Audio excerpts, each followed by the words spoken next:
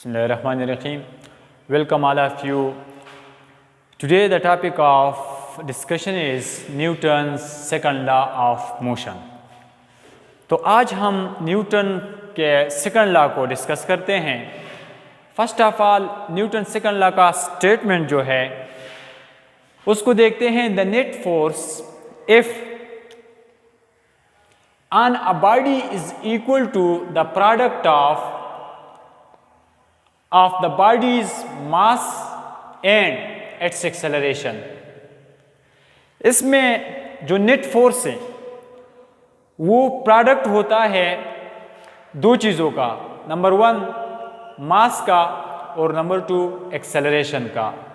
तो इसको भी हम न्यूटन का स्टेटमेंट कह सकते हैं कि F is equal to ma, क्योंकि न्यूटन जो सेकंड लॉ है वो हमें फोर्स का डिफिनीशन प्रोवाइड करता है.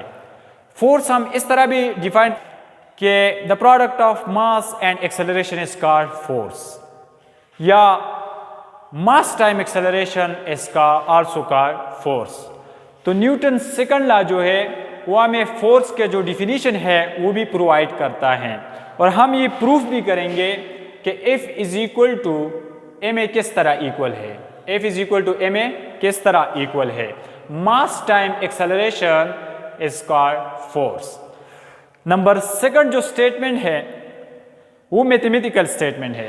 A net force applied on a body produce acceleration. जब हम एक बॉडी पे फोर्स अप्लाई करते हैं, लेट्स से अगर ये एक बॉडी है और इस पे हम फोर्स अप्लाई करते हैं, ये मास है, तो इस मास ने क्या होना है, डिस्प्लेस होना है. तो ये यही कह रहा है कि इसमें एक्सेलरेशन प्रोड्यूस होगा. जब फोर्स हम अप्लाई करेंगे इस मास में, तो इसमें इसका जो वेलोसिटी पोजीशन है, पोजीशन में चेंज आएगा, तो चेंज इन पोजीशन वेलोसिटी आ जाएगी और चेंज इन वेलोसिटी एक्सेलरेशन आ जाएगी. तो ये कह रहा है कि the net force applied on a body produce acceleration. Acceleration produce करेगा in the body. The acceleration is, अभी ये बात जो है वो इंपॉर्टेंट है कि यही जो एक्सेलरेशन है ये directly proportional to the magnitude of the net force. ये जो नेट फोर्स है उसका इसके साथ डायरेक्टली रिलेशन होगा और inversely proportional to the mass of the object. और जिस ऑब्जेक्ट का मास है तो उसका इनवर्स रिलेशन होगा. अगर इसी डिफिनीशन को हम मैथमेटिक्स की जुबान में लेके तो ये कुछ इस तरह बनता है. A is directly proportional to force F and A is directly inversely proportional to mass. अभी इसमें डायरेक्टली रिलेशन है, तो एक्सेलरेशन फोर्स अप्लाइड आप करेंगे एक ऑब्जेक्ट पे, बॉडी पे, तो इसमें एक्सेलरेशन प्रोड्यूस होगा, डायरेक्टली रिलेशन. लेकिन वो मास पे डिपेंड करता है कि मास, अगर इसका बॉडी का मास ज़्यादा है, बॉडी का मास ज़्यादा है, तो इसमें एक्सेलरेशन जो है वो कम प्रोड्यूस होगा. तो इस दोनों इक्वेशन को हम कंबाइन करते हैं. Combining equation 1 and 2.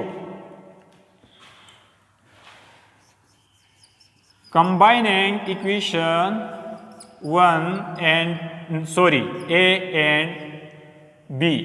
अभी ये जो इक्वेशन है A एंड B, तो इसको हम कंबाइन इस तरह करते हैं. A is acceleration is directly proportional to force and inversely proportional to mass.